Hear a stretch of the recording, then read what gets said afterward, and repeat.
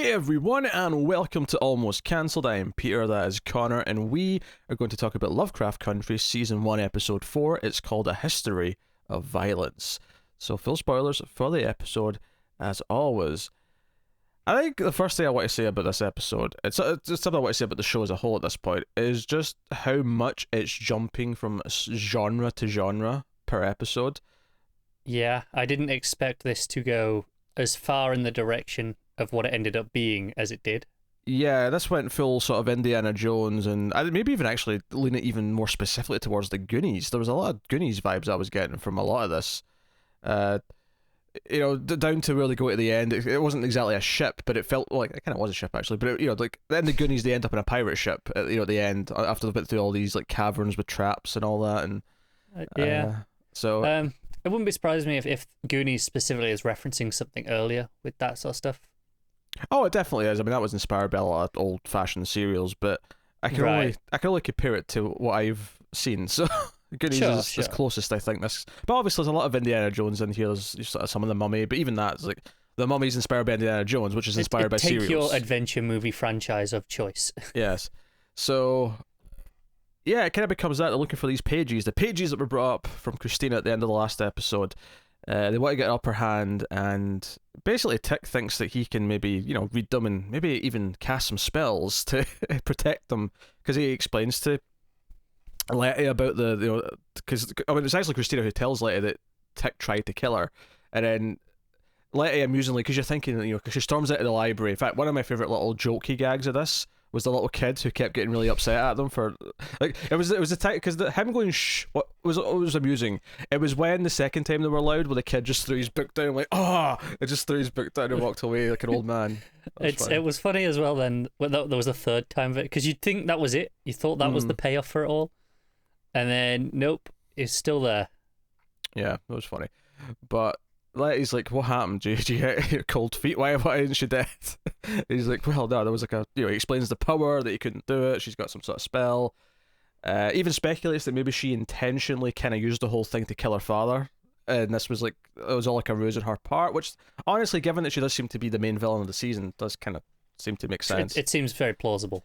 Yeah, I have a theory about Christina. Oh? I thought... I think her and William might be the same person. Okay. Number one, I don't believe we've ever seen them in the same room at the same time. Number two, in this very episode, Christina's in the car, she drives to her home, she goes in, and then seconds later out walks William to beat up the two police officers that have followed her. I'm going to be reading into this too much, but it was the way it transitioned from them in that scene that made me go, that feels like... I think it's very... possible in the show. This is very possible. Yes, exactly. Every episode it establishes things can just be slightly weirder than we thought, like with the way it plays with distance in this one, for example. Yeah. I mean that one I'll write off as just one of the magic doors they go through is kind of a portal. I'll just right, say, but things like that, it's just stretching things. I'm like, okay, every time it does something new, it's like, all right, the rules are slightly wider than we thought. Yeah, it's just, I mean, clearly there's a long, plethora of possible things they can do with all the magic stuff. And I think what's funny about this is it was really making me think, because I was really into the episode. I was enjoying all the pulpy adventure stuff. I was enjoying everything we're doing. And it kind of like dawned on me about, probably about 10 minutes from the end, like, there's so many stuff every episode they keep adding more stuff. And it's not like, there are some rules...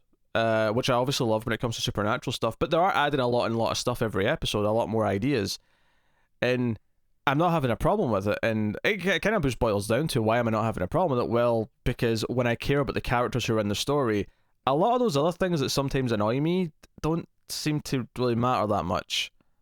That's fair. I mean, we always have slightly different opinions on magic as a whole in general anyway.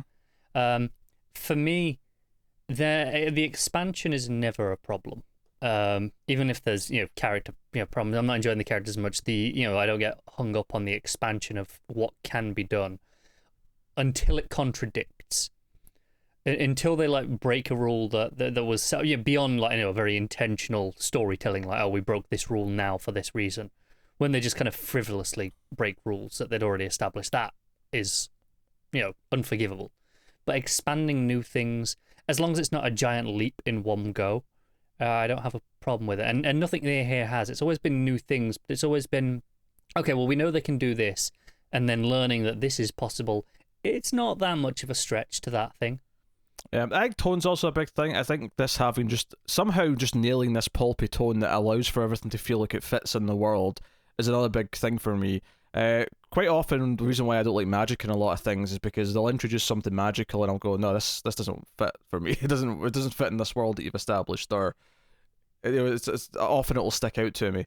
There was nothing in this that was making me go, oh, we're doing this now. Everything felt like, oh no, like it's been established episode by episode just how pulpy it can get and just how different. Now, it's not my favorite episode. I still think 1 and 3. Like, I know this is quite as good as last week's, but it's not like far off. Like, I think it's got slightly less of the strong drama that those episodes had, but I think it's more fun.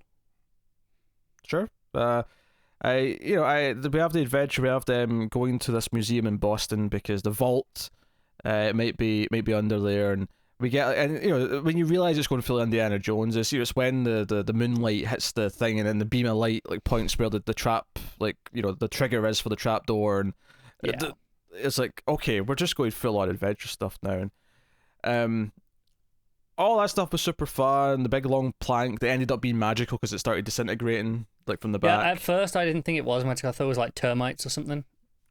Yeah, it was too.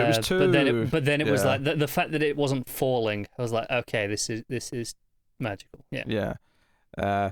And they get to the end. When they actually they're going through the water and it's rising, and they find the body, and Letty says, "Wait, that looks like one of my neighbors who went missing." I went, "Wait, they went in Boston. The house is in Chicago." Like a quarter of the way across the country. Ballparking here. Yeah, I don't think it's quite. I think relatively speaking, like compared to other cities' distances, it's not actually that far. But it's still like. I mean, it's like a 15-hour drive, like they say. It's not close. Yeah, but I mean that's not. Was that a quarter of the distance of the country?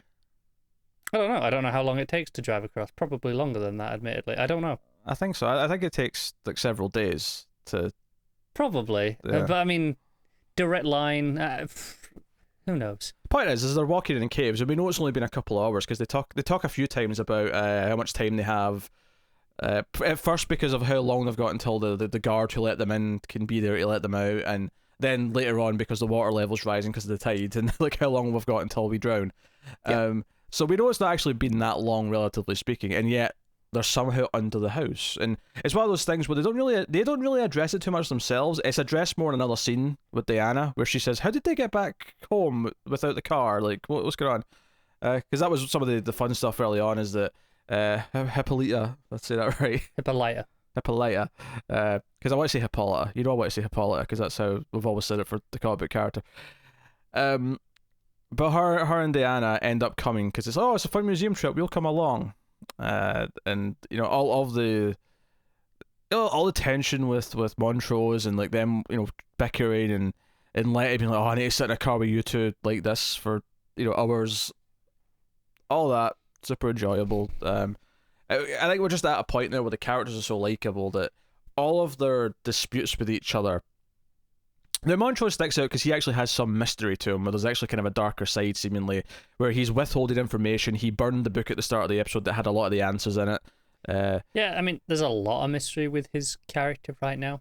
In his personal life as well as, all the mystical stuff that's going on. Yeah, there's an implication from Tree, who also ends up coming along for the ride. In fact, I didn't actually expect them to address the lie he told about Letty last week, but Letty. Because he's trying to flirt essentially, talking about why he's called Tree. It's a joke for his big dick. She's like, well, am I not supposed to know that already since we screwed in high school?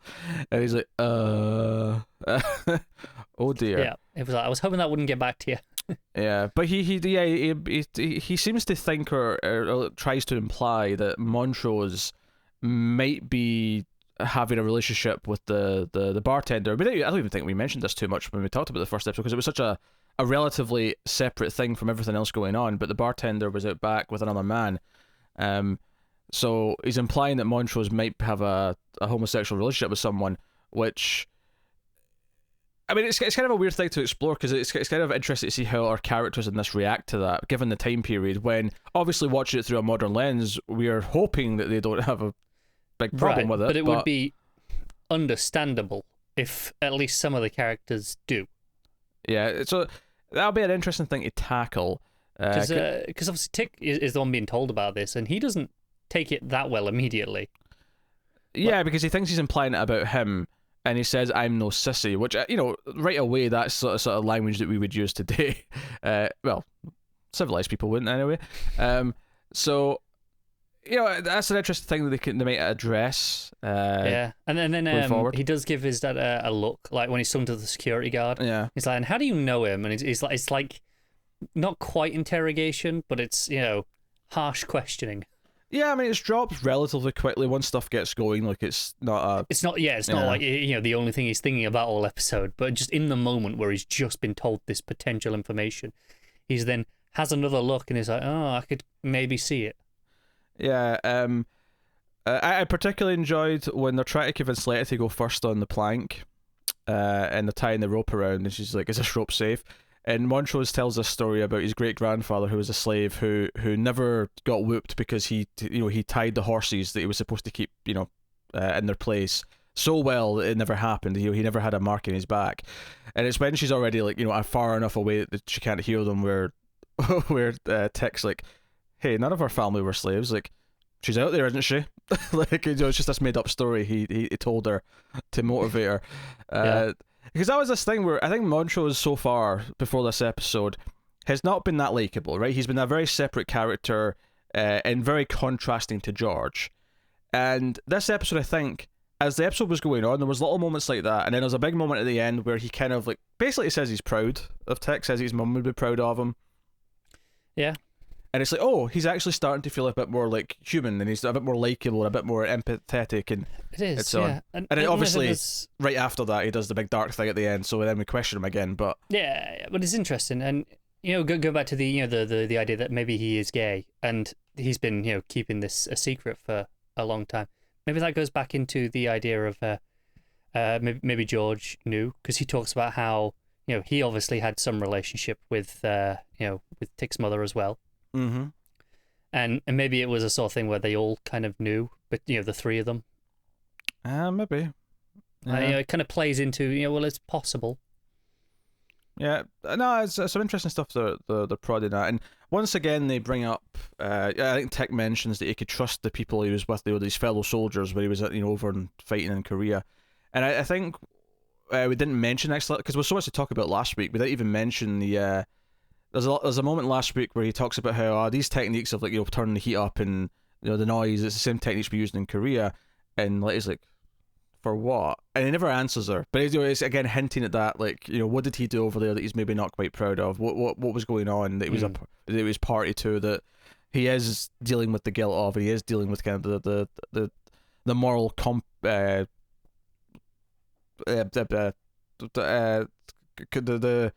when you do something and there's a result because of it, it's a... I don't know what word you're looking for here. Yeah, well, consequence? Yes, thank you, consequence. The moral consequences is what I was trying to say, but the word for some reason escaped me.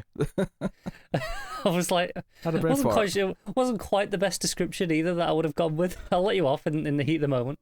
Well, I'm try to mix it up a little bit. Nothing wrong with that. Just happen to forget a word. That's all. But so we're kind of teasing that still. We're still doing that. But I did actually like it after, because there's a whole, the water's filling up and they're swimming away. The pages go away. Letty dives for them, and it's sort of oh, she might die, and she comes back. I actually really liked the kiss afterwards because it was so he didn't spend all episode going, is he going to try and kiss her again, or are they going to be happy again by the end of the episode? It was a moment that just happens and it feels really natural on its own without any need to build the drama to it. It does, and then you play it in this over the top fashion, the camera comes in, you have the big swelling music, because that's what we've been doing in the back half of this episode, is very much the adventure score. Mm-hmm. Honestly, some really interesting stuff on the music this week, because obviously you had that big swelling adventure score and really traditional stuff. Yeah, there was another Marilyn Manson song I noticed. There was. That's the second time they've used a Manson track. I think it opened with a Rihanna song, if I recall. Well, there was casual reference to a time machine in this episode. I mean, yeah, and that's because what I was paying attention as well as to who was getting the modern music, and it was always the women that were getting the modern music as opposed to anything, more time period appropriate. Interesting. Obviously, at least in this episode. But we've glossed over, what they eventually find when they get the pages. Obviously, we'll get to that in a second. I don't want to talk about the scene where Christina comes to the house and talks to Letty, because I mentioned it in passing briefly when we were talking about her knowing about the murder attempt. But there's some interesting dialogue here. First of all, she's looking for an orrery, which belonged to Mad Scientist Man, and we actually find out that it's in the bookshop. Hippolyta's got it in there, and it's broken, it's not working, she needs like a key for it or something like that, she says, and the other guy's you'll find it, it'll turn up. So that's there. That's going to be set. That's Chekhov's orrery, right? It's sitting there for the season. That's a mouthful, isn't it? Yeah, it is. Honestly, orreries are kind of I mean, especially being Scottish, it's a really hard word to say properly. I agree. I don't like it either. Orrery. It's like an extra syllable of those letters that just shouldn't fit together. It defies a lot of the rules of the English language.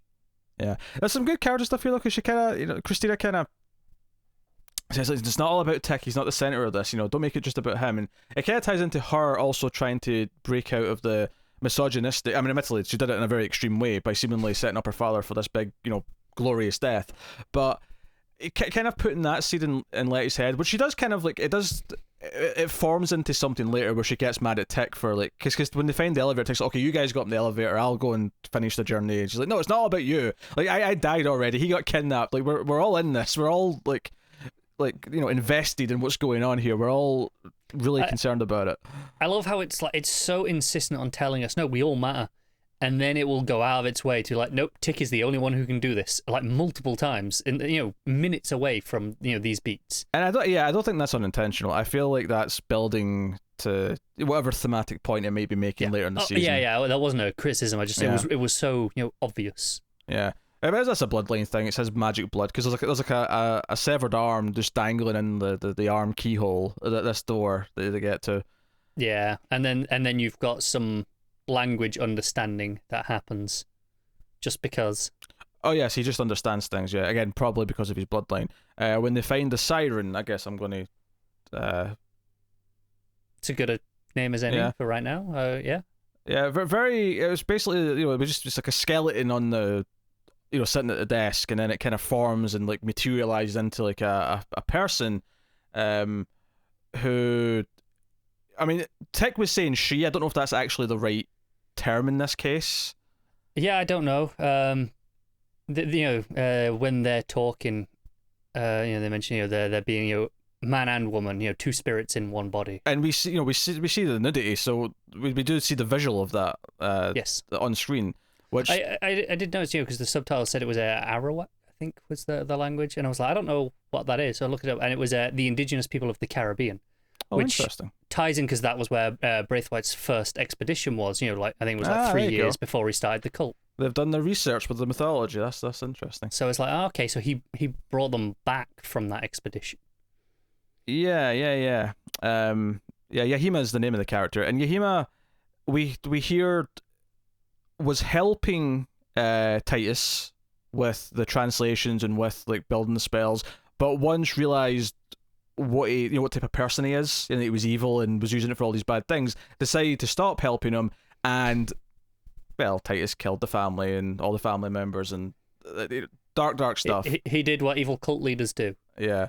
So when everything fills in, though, they end up taking Yahima with them, and it feels like, we're going to teach Yahima English, we're going to try and communicate, maybe Yahima can help with the pages that they've got and translate and all these kind of things. But then we have the big dark ending where Montrose does apologize first, but then slits Yahima's throat, and it's really that's our big dark ending. That's whoa, okay, it was unexpected, and it was because when he was going into the room, it felt sinister. Don't get me wrong, it was obviously playing it up in that direction, but I still didn't expect what happened to happen. But also at the same time, it does feel like it fits in with everything that's been going on with him. And I think up until that point, okay, he's being really cagey and he doesn't want Tick to go down this path. But necessarily, this definitely elevates it to no, he's willing to kill to stop Tick from like discovering more of this. And maybe that's why he was so insistent on coming with them to the vault. Is like he wanted to make sure he could supervise and like sort of stop anything that he didn't want to happen, or something to that effect. Obviously, he says the reason he knows all this is just from the book, right? Mm-hmm. But they had him prisoner for a few months, right, or at least a few weeks. Maybe I was under the impression it was slightly longer, but I could be wrong. I think at the very least it was a week, but yeah, I mean. Yeah, okay, it felt a little bit longer, but maybe that's just the way it was presented, playing tricks on me. But I mean, how much was he kind of getting information there? Like, was he kind of being converted in any way? I mean, who knows? Yeah, it's. I mean, I don't know about converted necessarily. I don't know if he's got like a lone wolf kind of agenda that he's operating under, or if it is for the group or for someone else, or. Is there some sort of bargain where he's working for them for one specific thing? Like they've offered him something in return for his help or something. I mean, who? And obviously, we're learning a lot about the cult. The Order of the Ancient Dawn was the overarching entity.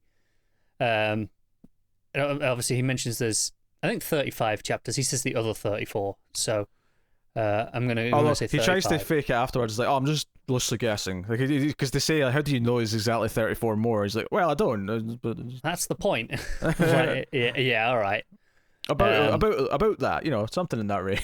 Yeah, but obviously, we have one in Chicago, and Christina is, visiting.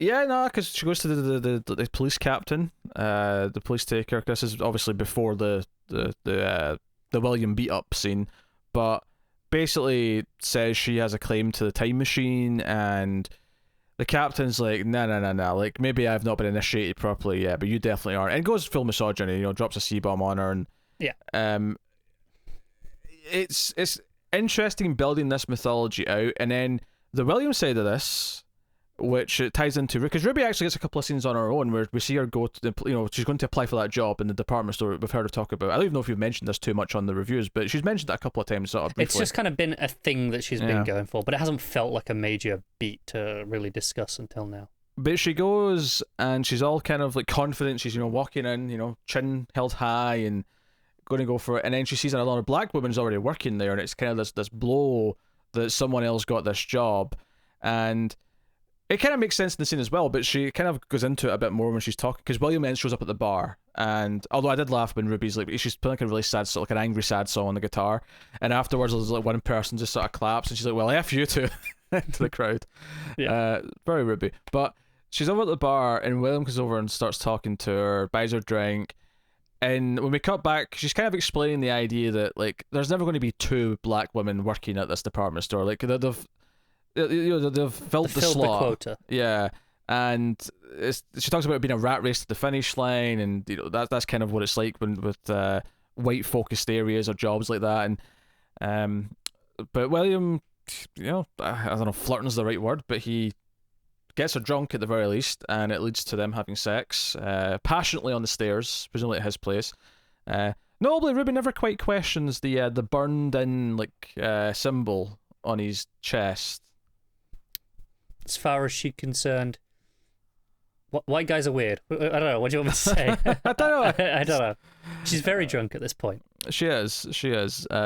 And very sad, needing to feel some kind of connection. She's had a very bad day. But I think more notable here, the idea that William and Christina, whether or not they are the same person or genuinely two people, are targeting Letty's sister. And that's fascinating from a plot perspective going forward. And it makes Ruby instantly... I mean, she's always been a cool character who's been around and had some good scenes, but now she's been drawn into the plot. It feels like between that and the ending with Hippolyta and Diana, all of these side characters are really being dragged in now, whether they want to or not. Yeah, Hippolyta basically turns the car around when she sees the map. The George's atlas is sitting there, and it's like, oh wait, there's all these notes on it about monsters and Devon County and all that, and she's like, no, we're like, I'm going to get answers. Actually, I really like that scene with them in the planetarium, where they're lying down on the floor and like sort of, and she starts talking about how she named a star, but it was a comet. She called it Hera's Chariot. So as a kid, she really played into the Greek origins of her name. Yeah, and and Diana kind of yells out because she said, "Oh, we know the truth, so it's okay. That's all that matters." But Diana yells out that her mother named it, and so everyone else in the room knows. It's just a sweet little scene. It's just if nothing else, it's a little scene to sort of like sell those two bonding on their own, separate from other characters. And I'll be actually very curious to see like how this stuff plays in later on to the plot, and because I think it's interesting that we do have a kid who's not played into things too much yet, but if we're going to be doing different genres, like Diana really could play into like one of the episodes at some point where it's important to have a kid character involved in everything. I think she'll have some knowledge at the very least, because it's repeatedly pointed out just how into comics she is. Obviously, there's she makes her own. We've seen that, but. Mm-hmm. She goes off to read them with some other kid in this episode. I'm sure she does, yeah. So it's would not surprise me if at some point they need some knowledge that she happens to know from a comic. Yeah, the kid in the library, by the way, I just remembered he was reading Journey to the Center of the Earth. I noticed what book it was. Yes, which obviously is thematically foreshadowing the plot, and I think Tick even references that later. That's his point of reference to what this adventure feels like. Yeah. Obviously pre-Indiana Jones. Yeah, no. I like to look at a lot of this. Obviously, there's a lot of CG when they're underground for a lot of these, but especially when they're in the plank or what, or. Yeah, I really felt that first shot of the plank where it kind of did the majestic shot where it pulls back and shows you just all the nothingness and just the plank and the cliff wall kind of behind it. I felt the CG a bit on that one. That's fair. For the most part, it looked alright. Yeah. No, it was a super enjoyable episode. I think it bouncing around these different genres within, whilst also being very serialized. Everything in this episode followed on from like what's been revealed previously, and the bubbling plot with the villains underneath. It's actually a very good mix of the sort of the week elements plus the serialized plot. It's done a really good job of juggling that. It stops it feeling routine. Right, a lot of, this is the monster of the week, plot of the week, whatever you want to call it, whatever fits your particular show. This is more genre of the week almost, but because that's so drastically different week to week, it feels fresh every episode. And like this one was barely even a horror episode, compared to the first three, which all had varying degrees of horror. Don't get me wrong, some more than others, but they were all anchored by it, I would say. Whereas this, you could tell me this wasn't horror at all, and I'd be like, yeah, probably not. It's not get its toes dipped in there, but it's yeah, like very, very mildly. But the others, you had a quite a bit more than this, I would say. Yeah, but not every episode has to be hardcore horror for it to be a horror show still. Well, no, but there are there wasn't really any horror elements in any of the kind of big sequences that were going on really in this. Sure, but does it matter? No, it wasn't a complaint. I thought it was really, but it was noticeable for me. When I was stopping and thinking about it, because it was, it's marketed as a horror show. Your first three episodes lean into that reasonably heavy. The third one especially, I would say, and then this one kind of takes a back foot away from that. It's like, no, we're going to do something completely different. I thought it was a bit quite a ballsy move, really.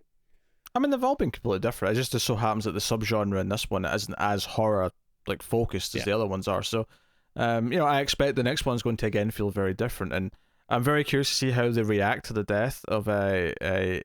I just have to check the name there again. Obviously, it's not a character that's going to be around anymore. So, we assume. Well, supernatural elements notwithstanding. Yes.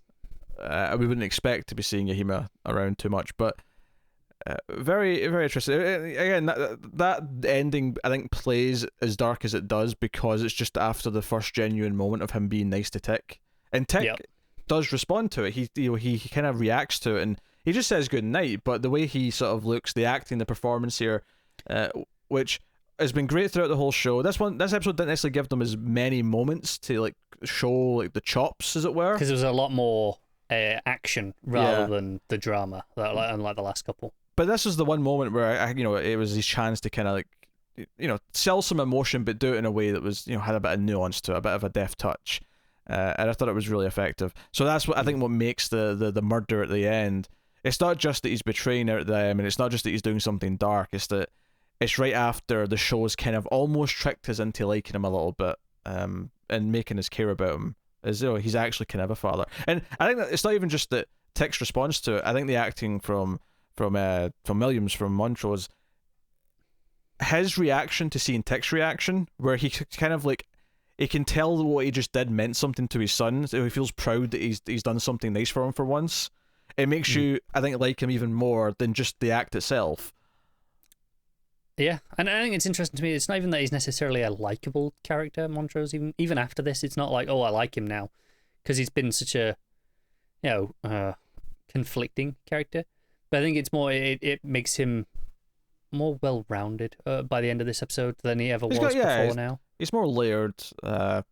He's still a bit of a prick, but like, this is a prick with layers. Whereas then the ending completely takes it and says, no, there might actually be something more sinister here. And don't get me wrong, like, he might have some sort of reason that, at least in his own mind, justifies what he's doing. And the fact that he says sorry before he does it does imply that he's not like always been, complete dark side evil. He feels some remorse. Yeah. I mean, I don't know if remorse is quite the right word if it's before you do it, but he's obviously aware enough of his own actions that he doesn't necessarily want to be doing this. It's not like, he's not just killing for the sake of it. He's aware of what he's doing. He's not delusional about it, and I think that's and there's no pleasure in it either. It's something that you assume by the way he does it, he feels like he has to do rather than that he wants to do. Yeah. So no, that stuff was interesting and exciting and all the rest of it. But yeah, honestly, every time Letty and Tick are like bickering or kissing or anything in between, like, I find them so likable. Like, their chemistry in every mood seems to just pop and work. It always works. Like, whether it's her like whisper yelling at him in the library, or the bickering when they're trying to like put the cases in the back of the car and they're kind of like, one's putting one in and the other one's taking it out, and then eventually they're sort of both grab it at the same one. She's like, let go, and he lets go, and she sort of falls into the car, and he's like, well, you told me to let go. Like, all of it is just, there's just so much energy to all of it. It never feels like it's funny because I've seen some people who have dropped the show after a couple of episodes thinking that it's not very good, that it's sorry, what? Yeah, the reaction to this has been mixed, I will say. There's people who love it, there's people who hate it, and I'll talk about, obviously there's people who hate it just because they're racist scumbags. We're not talking about those people. We're talking about more people who are level-headed, but for whatever reason do not find it enjoyable. No, they think it's cheesy trash. I've heard, this will make you laugh, I have heard the critique that it is CW quality, and it's and its characters, sorry. which is absolutely absurd to me because I think these characters are so well-rounded and so likable. And usually when someone says, "Oh, this will make you laugh," and then they tell you, "Yeah, sure," and that's your usual reaction. I wasn't expecting to actually be physically unable to not laugh at that. It just caught me right off guard. Oh. No, that's the second stupid opinion that I've heard about today. A widespread opinion, not just like one person, that relates to a show we're going to be discussing tonight. Some of the other one's the other show we're going to talk about. So it is. So we'll get to it in that review. But yeah, internet's a wild place. It is. No, it is. I mean, I suppose I get that it's not for everyone. That someone doesn't want pulpiness. They'd rather it was like dead serious the whole time. But I think the way it can bounce between these things. I mean, I'll like, one of my favorite things about the hit television show Buffy the Vampire Slayer is that it can be insanely funny and mixed in with all the drama. How the shit have you made this your link to Buffy when we've had your Christina William theory or going on all discussion?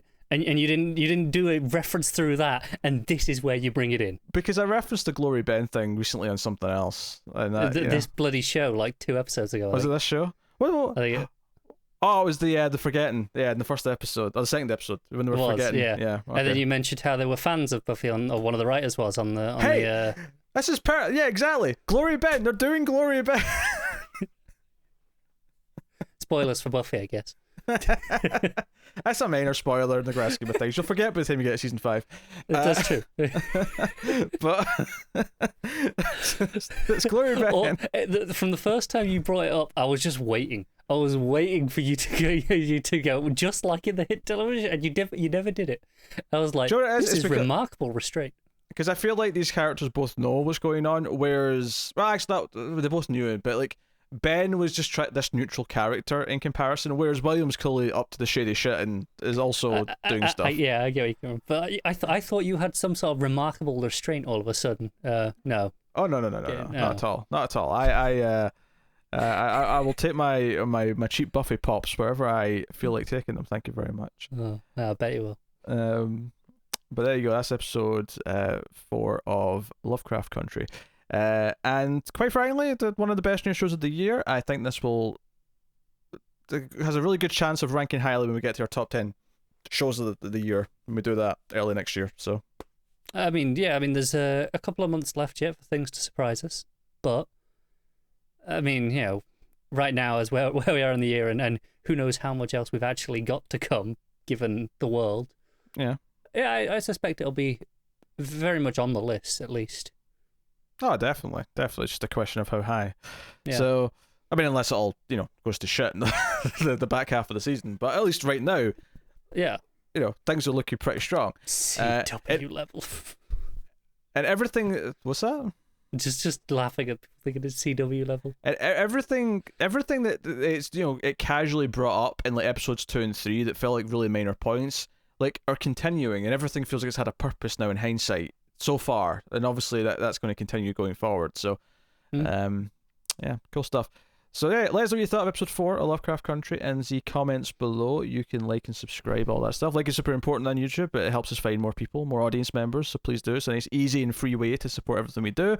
You can also, of course, support us financially over at patreon.com/MailFuzzTV for as little as $1 per month, and keep all the content coming. Get some bonuses for your trouble, so go and have a look and see if you're interested. Get us on Twitter at mailed_fuzz for channel updates, but otherwise that is us. So thank you very much once again for watching or listening. We always appreciate it. Keep watching TV, guys. Have you got any Cthulhu? Cthulhu, god damn it.